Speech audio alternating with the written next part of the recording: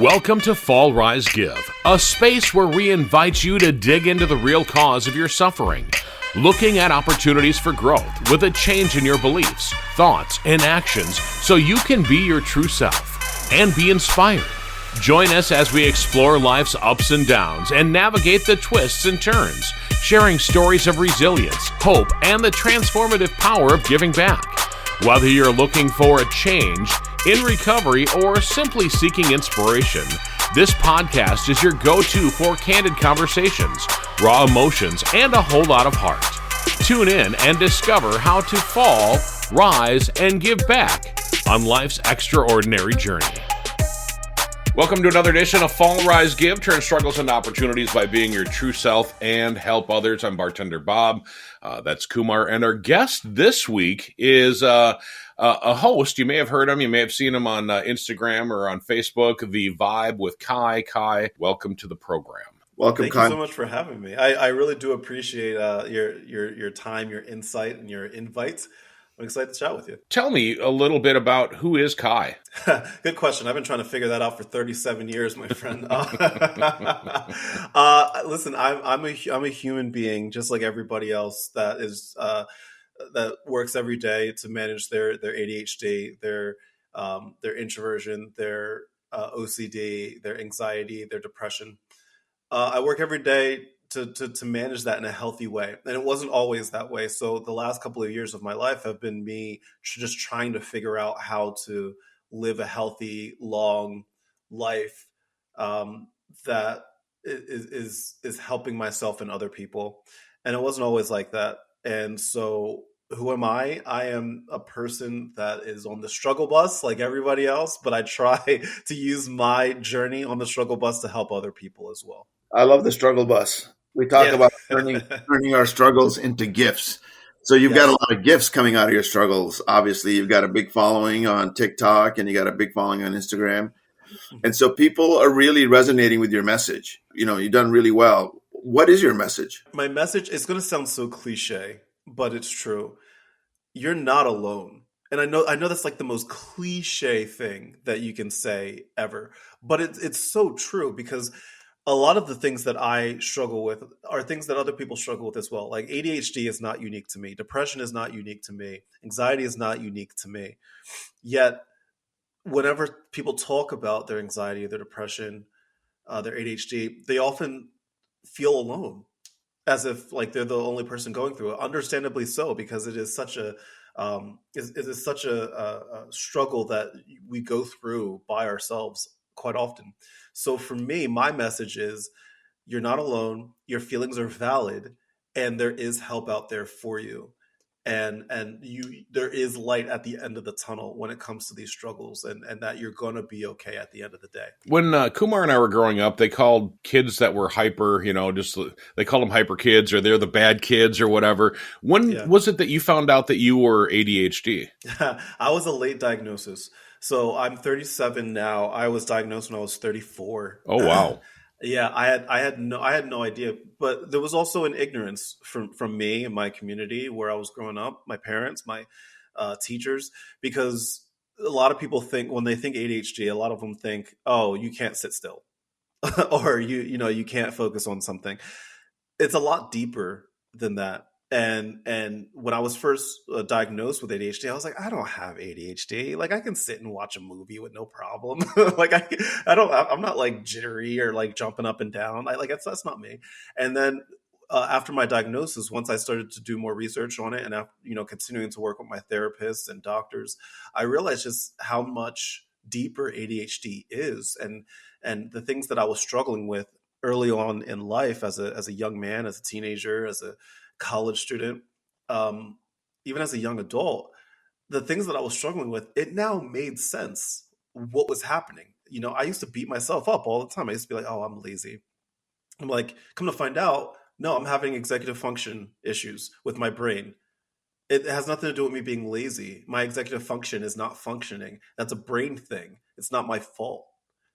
And there's ways to help manage that. And so like once I was able to fully understand ADHD, it opened up so many different doors for me to be better. Do you look at your life right now and think to yourself, if I would have known when I was in middle school or grade school or high school or even early in college or whatever, what different path your life would have taken? Sure, of course, because I'm a human being. Of course, you do think that, especially on the initial diagnosis. You play that woulda, coulda, shoulda game, right? Where you're like, man, if I would have known, that I had ADHD back in high school, would this have improved my grades? Would have done this, this, and this?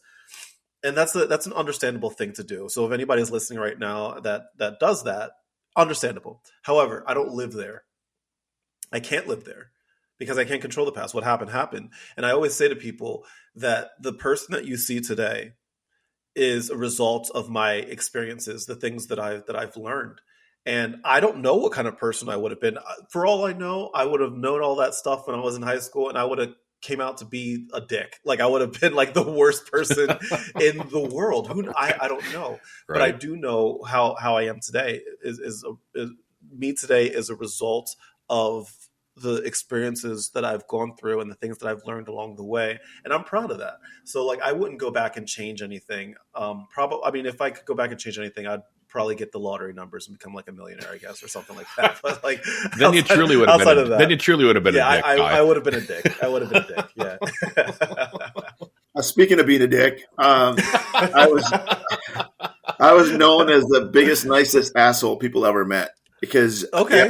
Yeah, and I remember working with these guys at a restaurant. I was a waiter, and these guys were like cooks. And I would give them my heart out. But then whenever they would screw up or whatever, I just told them to let them have it. And I just had these high expectations. And I was literally the guy that would care for them a lot, but at the same time be a total ass. I'm learning not to be an ass. I'm so proud of you. I'm so proud of you. So anyway, just want to let you know that I am an ass, and I'm trying to get better at it. Golf clap. I am so proud of you. It's good. It's good. If anybody takes anything away from this episode, don't be a dick and don't be an ass. Exactly. Title. There's a title right there. That's the title of the episode. That's the title right there. So have you been able to, since you've been diagnosed, how have you been able to harness your energies that you have having ADHD? It's cool to be able to use it to your advantage. Now, like for example, like hyperfocus is something that a lot of people with ADHD struggle with. And hyperfocus is when you just legitimately get so focused on one thing that nothing else around you matters. And that can be both a good and a bad thing, right? Like say you might get hyper-focused on something that has nothing to do with you being productive for the day, and it might throw off your entire day.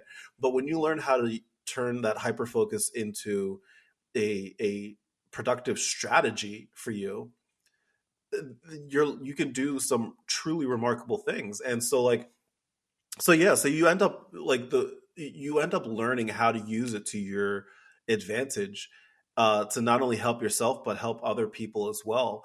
And so I mean it's a really useful tool for me. I always say I don't struggle with ADHD. It's like a partner. It's like a annoying coworker.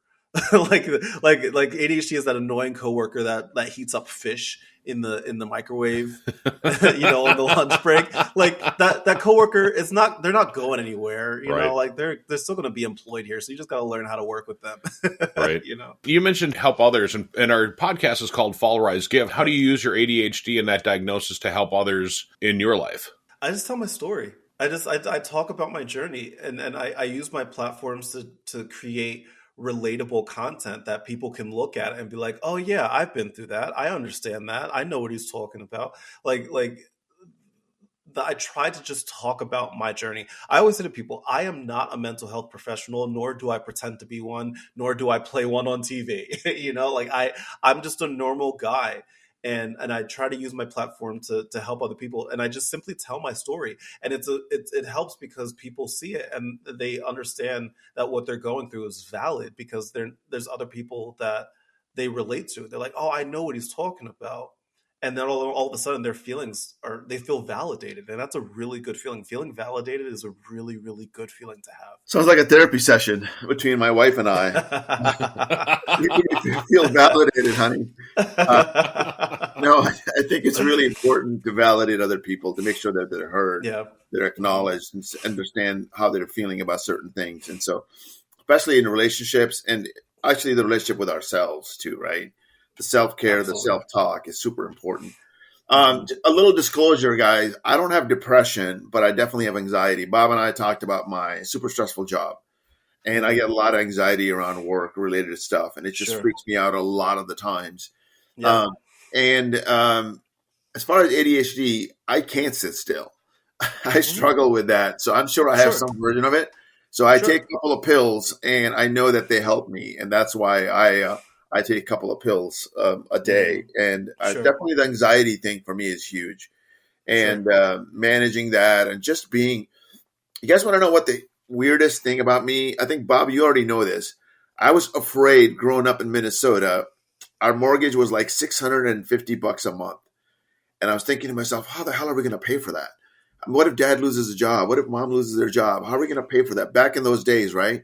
Since then, I've always been afraid of being like an old bag lady. I call it a lady, but just because that's the Hmm. scenario that I think of, a bag person. Usually Hmm. something like, God, what is wrong with me? Why do I still have this fear of being this broken person who's struggling Hmm. to meet their financial needs or whatever? That's just been a big driver in my life. And so Hmm. anxiety and depression and all these mental health issues are really important. A lot of us are affected by it. And Hmm. it's kind of nice to take the stigma away from it. Nowadays, it's kind of a thing, and it's also genetical. It's not something that you socially. It's somebody, a friend of mine, recently told me about a book. He goes, "It didn't start with you. It Hmm. it always is a genetical generation thing." I look back at my family. My uncle had something growing up in India. My brother has something. I have something. My kids have something, and so Right. it just continues. And the learning with it, learning about it, coping tools, helping others. The more you give, the Hmm. more you get back. It's kind of what's happening Hmm. in your life. Hmm. Same thing with us, right? And so talking about it, taking the stigma away from it, and getting the right help that you need from professionals like therapy or medical Hmm. doctors, things like that. Anyway, that's just my Yeah. 2 cents about what. Especially as men, like growing up, like I don't know about you guys, but like growing up, I played a lot of sports, and my coaches, my dad, it was always like this, like throw some dirt on it, lace up the bootstraps, like kind of mentality. And so a lot of the anxiety that a lot of us feel today is because of the way that we were raised. Like we don't, as men, we often don't acknowledge our feelings, and Yep. we don't validate ourselves to the point where, like, if we're feeling sad, we say to ourselves, no, I'm a man, I'm not supposed to feel this way, I'm not supposed to cry, I'm not supposed to be sad, I'm supposed to man up and be a man and think about steak and boobs, We can still be like sad and think about those things, but not too yeah, long then because you'll sometimes get a it smile makes you feel after. better. It makes you feel better, right? But like we often we throw our feelings to the side because like that, like we're quote not supposed to feel that way, as men. And so a lot of what you're saying is very true, and a lot of it is even simpler than that. Just the way that we were raised to think a certain way and to behave a certain way because that's what men are supposed to do, and that is unhealthy. And even today in 2025, we're still feeling that same way. And it's Yes. probably different for me living in a town of 191 as opposed to you guys living in, bigger communities. But living Hmm. in a small town, I mean, you see a lot of the blinders on and people look at things Sure. only in front of you. And, my favorite shoe to wear, I wear yellow Crocs. That's my thing. Hmm. But you know how No much judgment. crap I'm I not get for judging you. wearing I'm yellow not judging you. Crocs? I'm not judging. Don't judge. Kai, Okay. quit All judging right. me. Go ahead. Continue. But you know how much crap I get being a bigger bald dude with a big bushy beard and wearing yellow Crocs, and I wear shorts year round. Yesterday, it was below zero, and I wear shorts to work. That's just that's what I do. Yeah. And Yeah. so even in 2025, we're still being judged. We're still being Hmm. looked on and looked down upon, and Sure. and people think weird things that has nothing to do with how your life even is. Which Absolutely. which is Hmm. which is a terrible thing, I think. Hmm. So, Kai, Yeah. I want to ask you a little bit about your podcast. You got a Hmm. podcast and a website, The Vibe with Kai, and I was kind of poking around your website when Gabe Yeah. sent us information. And one of Hmm. the words that popped out besides ADHD was the word introvert. And Yeah. the funny thing is that even though I talked for a living and I bartend now, I still feel as though I have introvert qualities. Yeah. People say, "Oh Sure. yeah, you love to be." I hate talking in front of people. I mean, if I'm on a mic, I can do it because I did radio for so many years. Mhm. But if there's a group of more than 3 or 4 people, I really do clam up, and I tend to get a lot of my energy when I'm by myself rather than Yeah. in a large group. So let's Mhm. talk a little bit about the introvert part. Absolutely. There's a lot of misconceptions about introversion, and it's one of my favorite topics because I love educating people on this because people are like, Kai, you're not an introvert. You talk to people all the time. And I'm like, okay, hold on. Like, what do you think introversion is? And they'll tell me. And I'm like, that's not what an introvert is. And I always simplify it for them. Introversion and extroversion, it's just simply how you prefer to recharge your battery. That's it. That's all it is. And so like uh sometimes people be like, I'll be like, okay, what do you think? And sometimes people will be like, I'm an introverted extrovert. And I'm like, what the hell does that mean? And they'll be like, well, I prefer to be alone at the end of the day, but I work at a job that requires me to talk to people. And I said, okay, so talking to people, does that make you an extrovert? And they're like, yeah. I'm like, no, it doesn't. Introverts talk to people. Introverts are able to have conversations. Introverts leave the house. We're just very selective about the energy that we put out there and who we spend it on. That's it. That's all it is. We're just very selective about it. So, like, if we're in a situation where we have to communicate with people, we're able to do it. That doesn't make us an extrovert. It just makes us an introvert in a situation in which we have to socialize with people. I like socializing with people. I like talking to people. I just don't like talking to people about bullshit. I don't like spending my energy that way. Right? Sorry, I'm not sure if I'm allowed to curse or not. But Yeah, you are. But the okay. part of the show is BS with Bob. So Fair enough. Fair enough. Yeah. So like, we're bullshitting in a way. Sorry. yeah, Just but kidding. but you spend your energy on things that you want to. So it's like introverts, like if you put them in a situation in which they're comfortable, they won't shut up. Like we won't shut up. Put it I love talking. Like I love the WWE. I'm a big WWE fan. You put me in a room with a bunch of WWE fans, like I'm gonna talk WWE because it's something I enjoy. However, if you put me in a room full of people talking about how nice the weather is outside, I'm gonna be like, okay, this is draining my battery. You know what I'm saying? And so like it's one of those things that I prefer. Like introverts just prefer to recharge their battery either alone or in a small intimate group, or with people that they're intimate with. Introversion does not mean shy. Introversion does not automatically mean socially anxious. You know, like you're talking about how you love to talk in front of a microphone on the radio.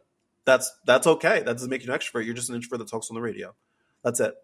You know, that's all it is. So I love this. I can go on for days talking about introversion and extroversion. It's my favorite topic. I'm an extrovert. I know for me, I get energy by talking to people. I'm so glad I have a Sure. job where, and I say that consciously because I still need to recharge my battery by being alone and being balanced through meditation or whatever. I know when Mhm. I get hyped up or whatever the energy wise too much. I need to just take it down a lot and be able to Mhm. get centered and calm and so have my energy balanced. I do Mhm. that through meditation twice a day. And so for Sure. me, it's really important to do that. Mhm. So I think there's lots of ways people charge their batteries. What are Absolutely. some of the tools when you do charge your batteries? How do you do it? I mean, it's going to be different for each person, right? Because everybody has a different interest. Everybody has different experiences in their life. Like, for example, I live by myself. So, like, it's just me and my two cats. So it's easy for me to, like, come home at the end of the day and, like, just shut off the world, right? But sometimes it's not that easy for people, you know. Sometimes they, live with people. And so they have to find a way to, like, even escape that for a moment. And that's okay.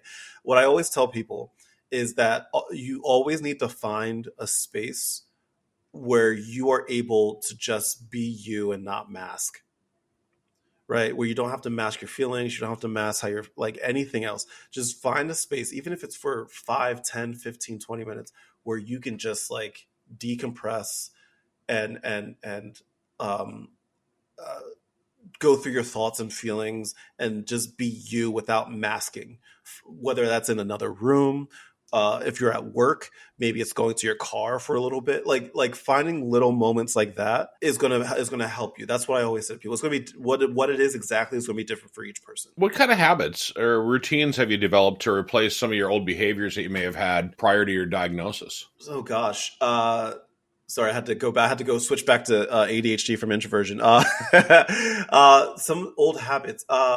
Definitely. So time blindness is a big thing that I struggle with, right? So a lot of people with ADHD, we struggle with time, as in like time does not exist sometimes. Like we can become so hyper focused on something that like we don't know how much time has gone by. We don't know how much time it's going to take to do something, whatever it may be. One of the biggest things that have changed for me is just time management and able to utilize my time in a way that continues to stay productive and also helps me just uh, know what time it is. So like even little things like whenever I'm working on something, I have an alarm that goes off every 10 minutes. And that alarm legit is just to let me know what time it is. And so I just never lose track of what time it is ever. It's little things like little tools like that that help me be more productive, and I don't end up losing hours and hours of my day not even realizing. So is social media your only job? No. I work in PR. I work in branding, marketing, all of that. That's my day job. But what I tell people, there's a difference between an influencer and a content creator. So I'm a content creator, All right. not an influencer. And there is a difference. Can influencers be content creators? Yes. But there's a difference. Influencers, there's a motive behind what they're doing in regards to like getting the audience to actually take an action. An influencer is influencing people to either buy a product or subscribe to something or whatever it may be. Content creators, we just make content just to make content. Like there's no like people don't have to take an action outside of just watching the video and be entertained. You know what I'm saying? Like you don't have to really do anything. I do have partnerships where I will make influencer type of content, but the base of my content is to educate and entertain as opposed to get people to take certain actions. So that's your reasoning behind being a content creator, is to educate and entertain? Yeah, absolutely. What made you decide one day when you woke up, you're like, you know what? I can be an educator and an entertainer. It kind of, I don't know if I can say it happened like one day. It happened over a course of time. And it started back in 2018 when three things happened in my life. And I'll make a very long story short. Three things happened. Number one, I ruptured my Achilles, which is like one of the worst things that you can do to your legs. Number two, a relationship that I was in for years ended suddenly. And number three, my best friend passed away. All three of these things happened in the course of a month. 1 month. And I was at probably the lowest point of my life. And so I knew the way that I felt, I don't want anybody else to feel this way because I'm a natural empath. I'm like, man, if I feel this shitty, if I feel like I don't want to be here on this earth anymore, luckily I feel like I'm strong enough to move past this, but I know there's a lot of people out there that are not. And so if I can document my recovery from both a physical and a mental standpoint, hopefully people can, at least one person can get something out of this. And so that ended up growing. And then all of a sudden in 2020, the world caught on fire. And so like I was able to focus a lot on my content and it kind of grew from there. That just over the course of time, I knew, okay, like I really enjoy making content. I really enjoy entertaining people, making them laugh, adding a little bit of levity to the conversation surrounding mental health to make the conversation a little bit more easy to digest. So is money a motivator for that? Sure. I'm human. Sure. Of course. I make money off of everything that I do is monetized, but Right. It's also it's not the main driving factor.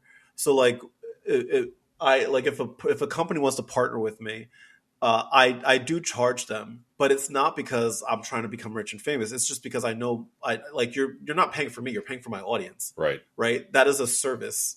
And like, we live in a society that you shouldn't be offering this stuff for free because people are going to take advantage of you. And so you know your worth. And so I can take this money and then put it towards creating more resources for my audience, whether it's be, creating, guidebooks for them or, paying doctors and therapists to sit and chat and give their resources, stuff like that. So I'm able to give that money back to the community. A lot of times people don't value, you're right on that, don't value what they're worth. And, I read something on Facebook a while back that it was a big, long story, and it basically boiled down to a plumber charging $100 an hour or whatever, and they said Sure. you can go and buy the piece at the hardware store for 35 cents, and the tool is $1.50.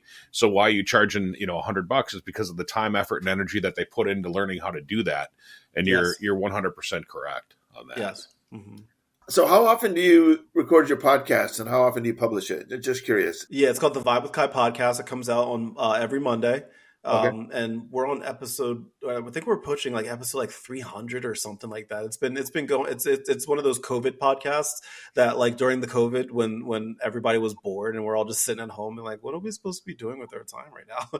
I was like, I had always wanted to start a podcast, and I was like, you know what? I'm not doing anything. Let me just knock this bad boy out real quick. And then next thing you know, 300 episodes later, we're here. So the interesting thing about it is you've got a huge following on TikTok. You've got it almost huge, if not huge, on Instagram. And then you've got your podcast. Does one feed the other, or does one feed them all? Is that how it works? Because we're kind of learning, and I have a new friend, Mike, that we're going to bring on the show in the next couple of weeks. Mike's got 1 million plus followers for Instagram. Mike's been teaching me how to figure this stuff out. Sure. And so is the content generation through the podcast support and feed the content and the promotion on Instagram and also on TikTok? That's a great question. So I'll start off by saying this. Numbers don't matter, especially when it comes to followers, right? I have 1 million on TikTok, yeah. I'm approaching 400,000 on Instagram, and I'm approaching 300,000 on Facebook. I would take my Instagram and my Facebook audience over my TikTok audience any day, because the number that matters is engagement rate. My Facebook and Instagram audience I have a higher engagement rate with them than I do my TikTok audience, because I don't really focus on TikTok as much as I used to, right? I focus on Instagram and Facebook.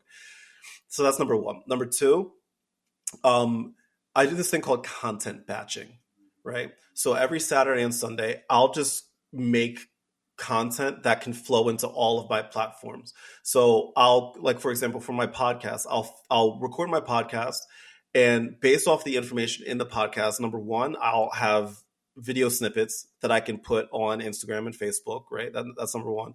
Number two, I can take things that I talk about in the podcast and create blog posts out of it. The information's already there. You're just making a blog post out of it. So you're taking one source of content and then just kind of like, it's like a tree. It kind of divvies down into multiple different things. So like a lot of people are asking, like, Kai, you're a one-man show. How can you do all of this stuff? And I'm like, it's actually kind of easy. You just got a content batch. You can even do it with a blog post. You can have a blog post and then take something off that blog post and create a podcast episode out of it, or create, like an image with a quote from the podcast or the blog in it that has something very thought provoking that you can share on Instagram. So like it's all about how you approach it, but it's all about just content batching. So each platform leads into the next, and you start, each platform is different. So what works on one platform doesn't automatically mean it's going to work on another platform. So you got to know what works on each platform and then cater your content to fit that specific platform. I know that like my podcast content doesn't do well on TikTok, so I don't post anything from my podcast on my TikTok. I will, however, post content inspired by the content on my podcast on my TikTok. I'll create content based off of it because that's what performs. So you got to know what works best for each individual platform. The cool thing is you're able to take your job as a PR guy and focus that into your side hustle. So the thing that you said is exactly what I've been preaching forever, is like, don't reinvent the wheel. You've got this stuff right in front of you. I know that Kumar and I started this podcast because Kumar was working on a book, and I said, here's chapters of your book. Each one of these episodes could be a chapter of the book. So, we get the transcript of the podcast and I send it to him, and then he's able to rework that into, the chapters or stories that are within the book, which is fantastic that people are able to do that and, use all of these different materials that they have. Yep. The reason I ask, and I take the message back to our audience, giving people, a lot of people that we've had on have been authors of a book or promoting their product, like water. Was the guy last week, Dr. J, loved him.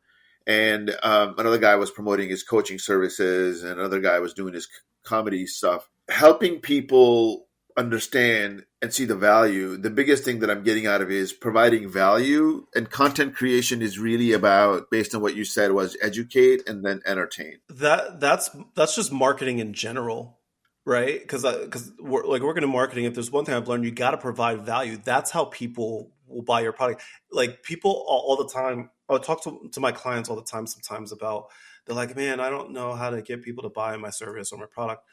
And I look at their advertising, and they're advertising like what the service does or what the service like they provide, right? And I ask them, what is the value here? How are people going to benefit from this? That is what you're advertising. Because like at the end of the day, it's not even about pricing.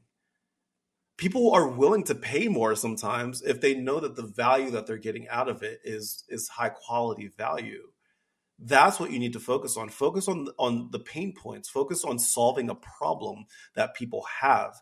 People are looking for services that solve their problems. So when you're able to focus your content and your marketing on that, it's going to be easier to sell. Like, for example, I have an ADHD guidebook that I sell, right? $5. And my advertising for it has nothing to do. I'm not like, hey guys, here's a guidebook for ADHD, for adults with ADHD. Buy it. No, because nobody would buy that. Right. You know, what I focus on in the advertisement is I focus on the pain points. Are you an adult that struggles with time management? Here's how I can help you with that. Are you somebody that struggles with hyperfocus? Right? You start off by just immediately finding a way to relate to the audience. And then once you're able to relate to them, then they're going to be more likely to buy your product or service. Exactly. Kai, how do you want to be known? How do I want to be known? Mm-hmm. Like, as in like my lasting legacy or my name? Your legacy. How do you want Kai's legacy to be known? That's a very, very good question. And it's funny that you asked that, because I had asked this to somebody that I was interviewing the other day. And I realized that at the time I didn't have an answer, because I never really thought of it. I always was fascinated what other people wanted their legacies to be. And so I was thinking, like, what do I want my legacy to be? And honestly, all I want is for me to create resources that help people understand that their mental health journey is valid, and that there is help out there. And whether my name is visibly attached to that or not, I don't really care. You know, like I just want to be able to at least start a movement where men especially are able to understand that their feelings are valid. It's okay to cry. It's okay to not have the answers to everything. It's okay to struggle sometimes. It's okay. Like that starting and continuing that movement is what I want. Whether my name is like visibly attached to it or not, that doesn't really bother me or not. So what do you want the podcast to be called? Don't be a dick, don't be an ass. I'm going to use that. I'm going to use "Don't Be a Dick" as the name of the title. That's a good question. What do I want it to? I don't know. I think there's so many different directions that you can go, and I think probably it's so cliche to say you're not alone, but like it's very true. Like maybe your feelings are valid. I think at the end of the day, I just want people to understand that like it's easy to feel alone on this journey. And it's easy to also feel as though there is no help out there, whether it's, accessibility or affordability, whatever it may be. There is help. I can't say it loud enough. There is help. There are resources. Your feelings are valid. It's going to be okay. Thank you for joining us on this episode of Fall, Rise, Give, where we explore stories of resilience, growth, and giving back. If you enjoyed today's episode, please visit our website at www.fallrisegive.com. Also, consider subscribing to our podcast on your favorite platform and leaving us a review. Your feedback helps us to continue to bring you inspiring stories. Stay tuned for our next episode, and remember, every fall is a chance to rise, and every rise is an opportunity to give. Until next time, keep falling, rising, and giving. This is Fall, Rise, Give, produced by podcastforhire.com. Thank you for listening.